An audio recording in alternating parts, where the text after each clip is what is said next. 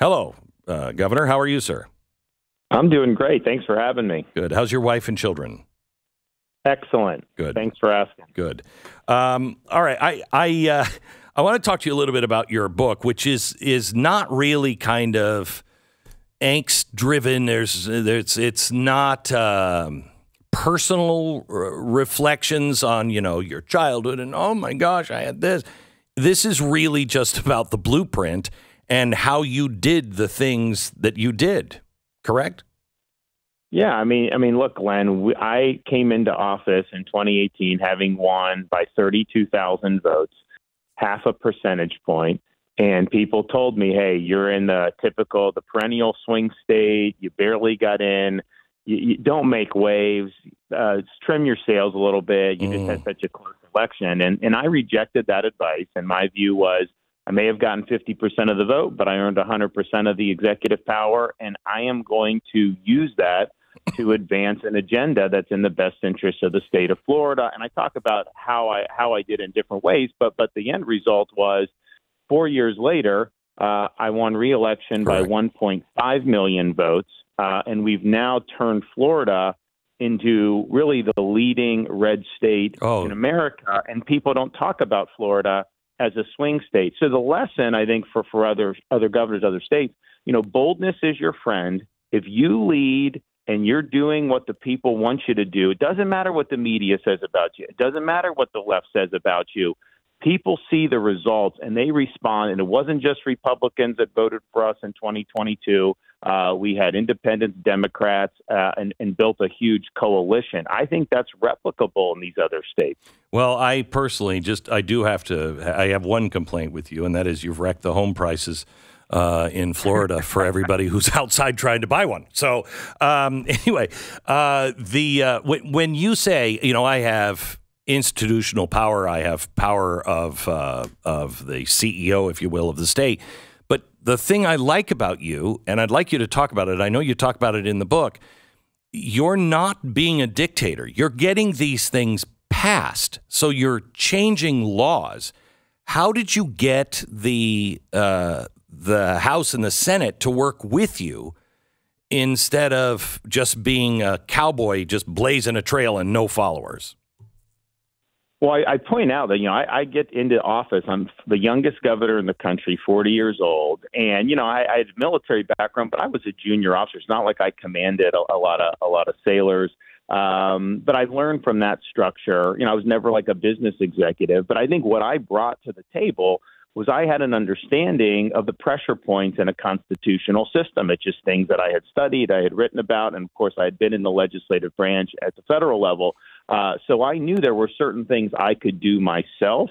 I knew there were certain things that I may need legislative concurrence for, but they likely would have to give it based on what I was doing. And then there were things I'd have to get the legislature to really come on my team for. Also, how do you relate to local government? One of the first things I did in Florida when I became governor, changed the election supervisors in South Florida, got rid of the sheriff of Broward County who bungled the Parkland. And then later I fired a George Soros-backed prosecutor in Tampa.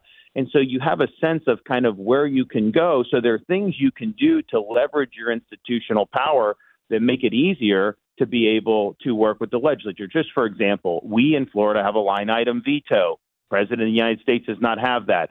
When we're in a legislative session, these guys may have some projects they want in the budget. Well, look, I have discretion about whether I approve them or veto them.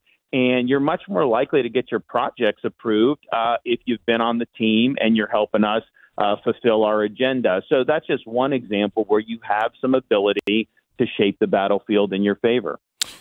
Yeah. Your book is called The Courage to be Free. And I remember when you started walking out on COVID, that had to be terrifying. And everybody had to be around you going, don't do it. You don't know how this is going to work out.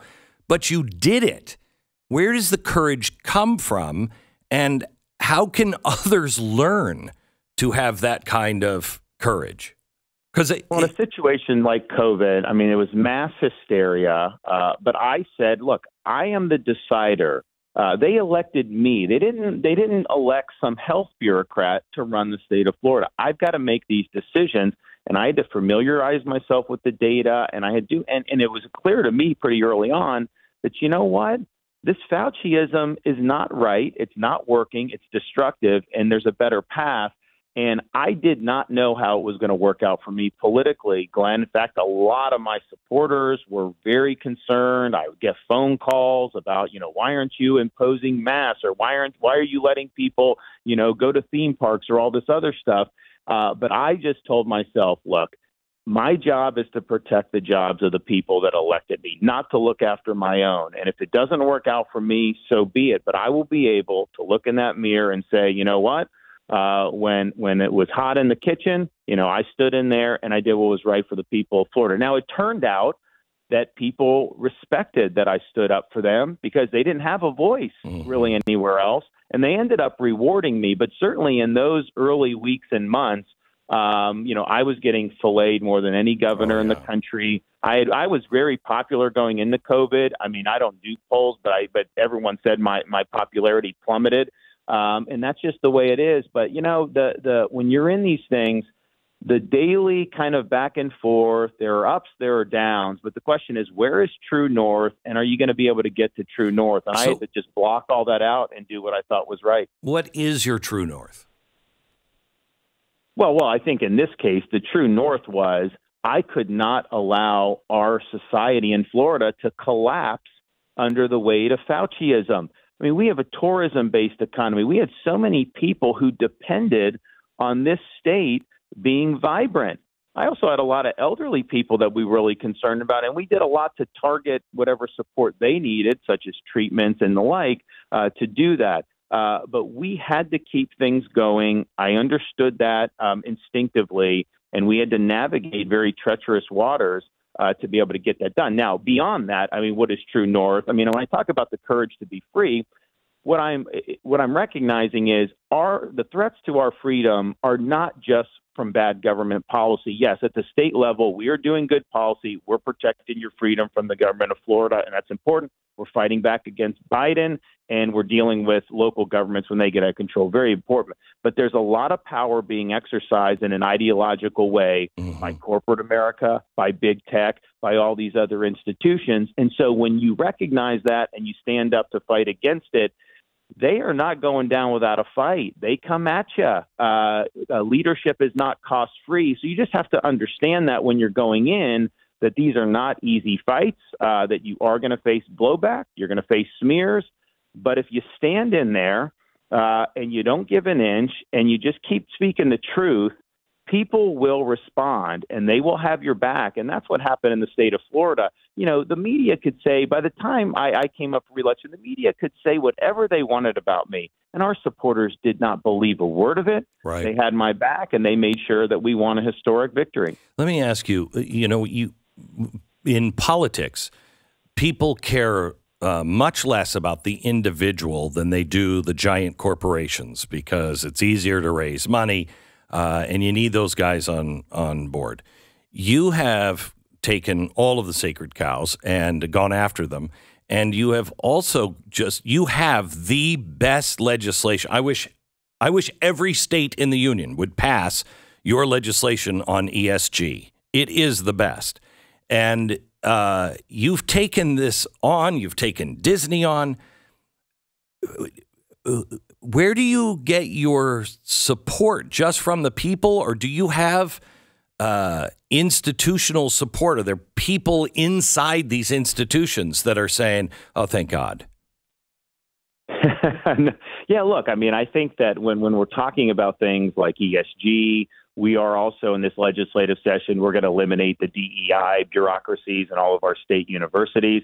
And there's a lot of Democrats, Glenn, they can't say it, but they don't like some of this stuff that's coming down the pipe. They don't want their kid to have to potentially suffer negative consequences based on the color of their skin. So there is some quiet support. But what I found in terms of like standing up to the big interest is at the end of, because some politicians are like, oh man, I need to raise money from them. I need this. They're going to come after me. All this stuff.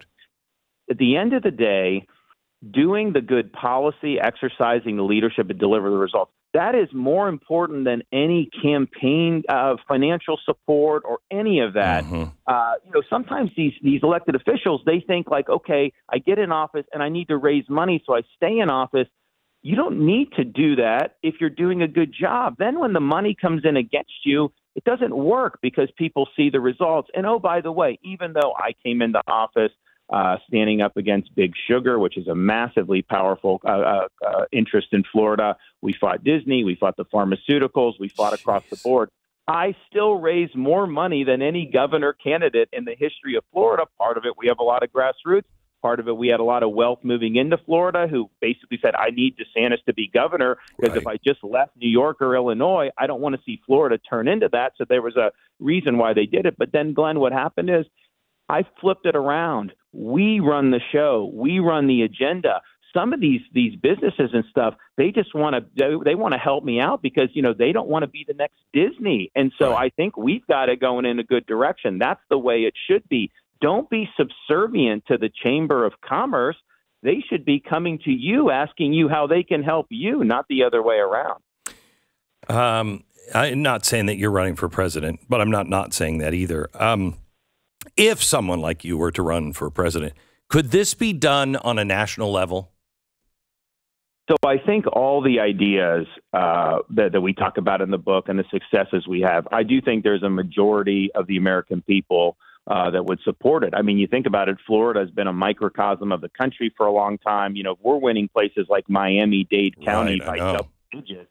That's going to bode well for other parts of the country. Now, if you talk about at the federal level, there are certain things that may be easier actually to do because I think that with the vast administrative state, if you have a determined executive who knows how to use those levers of power, I think you could do a complete upheaval of the deep state. I think there's a lot of things you could do from executive and administratively that will really get our country on a good footing. Now, dealing with the Congress is a little bit different than dealing with a state legislature. Right. I mean, most of the citizens in Florida don't know their legislatures that much. They know me.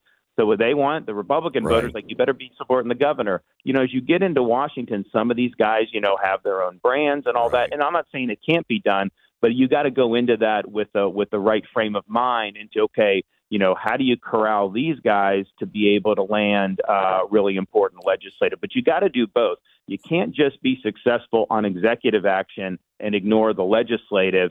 And if you're successful on legislative, you can't be somebody that's not willing to really go in and upend this entrenched, highly politicized bureaucracy that's developed. Governor Ron DeSantis, the name of the book, it came out yesterday, already number one, The Courage to Be Free, authored, and this is very rare, authored by him. Every word authored by him. And we will see you Saturday, sir. I have a lot more to talk to you about, and we'll do that podcast on Saturday. We'll see you then. Okay, Godspeed. Thank you. God bless. Courage to Be Free. By the way, the podcast comes out I guess the week of March 13th. 13, yeah.